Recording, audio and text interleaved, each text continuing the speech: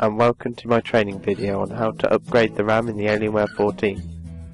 Firstly, make sure the laptop is turned off and the lid is closed. Turn the laptop upside down and remove these two screws at the top of the lid.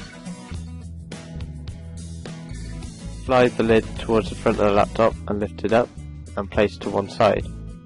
Locate the memory, push the securing clips away from the module and lift from the system.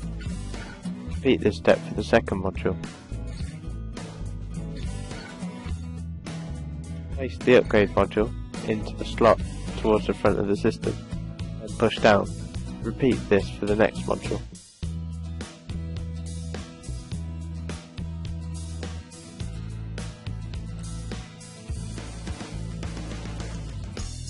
Finally, put the lid back on and replace and tighten the two screws to secure.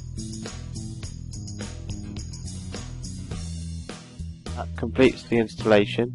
Thanks for watching.